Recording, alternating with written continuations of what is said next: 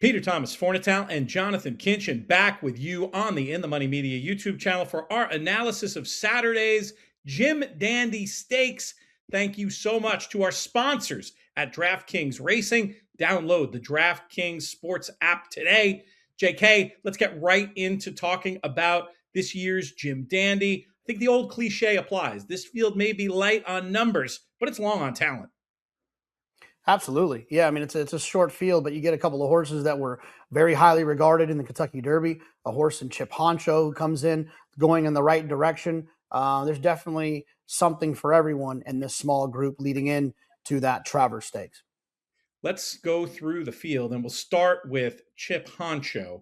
He's the one that the old school pace handicappers are going to be interested in, JK. When you look at this field of five, it can be neatly divided. 4 closers, 1 front runner. When that happens, a lot of people are going to say, it's got to be Chip Honcho. What do you say? He certainly could be improving, right? He's got the nice strength of schedule all those times running against Golden Tempo. He's got the nice win last time, facing a lot lesser, but he does have a pace edge. My fear is it's like I'm stranded in the desert looking for a horse to make the front end, and I look into the mirage and I see it could be water, but maybe it's just Chip Honcho. I'm not quite sure he's good enough if the top few show up. The longest shot in the field by far, number 2, Asked and Answered. Can you make any case for him to make the frame here, or is he just filling out the numbers? I think he's filling out the numbers. I think he's doing the racing office a favor. I just can't find anything compelling enough for him to run better than the 3 horses to the outside or the horse to his inside. Chip Honcho, a horse who does have to answer a question in terms of class. Renegade, the 3 runner in here, does not have to do that. He's shown his class, 3rd in the Grade 1 Belmont Stakes, nearly won the Grade 1 Kentucky Derby. What do you think we're going to see from him on Saturday? Yeah, I mean, I loved his Derby performance. Obviously, he got a setup that day, the same setup that Golden Tempo got. But Golden Tempo proved that race to be pretty darn good when he came back and ran as well as he did in the Belmont, overcoming a non-setup. I think Renegade's probably the best horse on paper, but is his style going to be a problem for him come Saturday as it has in the past? We shall see. Number 4, Silent Tactic. When he was last seen on the racetrack, he was 4 lengths behind Renegade, did briefly make the lead in the stretch that day. Can you see a reason for him to make up those 4 lengths with the big horse, Renegade? Only through growth and maturity. I don't see a lot of excuses on paper, but sometimes these 3-year-olds can improve, can grow up a little bit. We saw that in the Haskell. We've seen it in the Coaching Club American Oaks. The 3-year-olds can improve, and maybe, just maybe, Silent Tactic is one of those who's going in the right direction.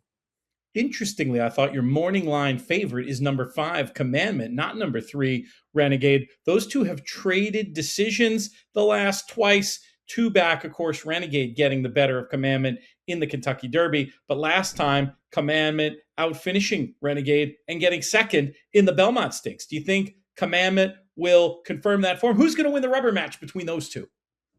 Yeah, I mean, the recency, obviously, with Commandment running second in that Belmont, overcoming that race that didn't have a lot of pace, is definitely something to latch onto. I just don't quite trust his form. I'm not sure how good those Florida races are. The Puma kind of disappointed to a certain extent. We weren't able to see Chief Wallaby run on Wednesday because of cancellation. He'll be running on Sunday, so we won't really be able to have that piece of form. I just don't quite trust Commandment, and he's a horse that I feel like probably is going to be a little bit further back, while there's some others I think will be a little bit closer. Time for the rubber to meet the road, my friend. I'll give my pick first. I'm one of those pace handicappers I referred to earlier. I think while you may be right, there are some questions here about how real Chip Honcho's ability is. I think the head start he's going to get could prove too much on a day when others might be treating this a little bit more as a means to an end. I think he's here to do the business, and I think he might just have that pace advantage that he can take full advantage of. Who do you think's going to win? Yeah, look, he is trending in the right direction, Chip Honcho. He does have a big setup in here. I just think that Renegade is the better horse. I'm looking for Renegade to potentially show a little bit more speed. I don't know that for fact, but just thinking that Todd Pletcher, the way that he typically trains his horses, maybe try to get a little bit more early gas into Renegade so he's not so far back. And I think if he can stay connected, stay close enough to Chip Honcho, I think he's a better horse, and I think he'll run by him late. You've heard what we think. We want to hear what you think. Drop us a comment on this video on the In the Money Media YouTube channel. Make sure you subscribe while you're there so you don't miss any of our YouTube exclusive content. And thank you one more time, both to JK and also to our friends at DraftKings Racing for sponsoring this video. Make sure you download the DraftKings Sports app today.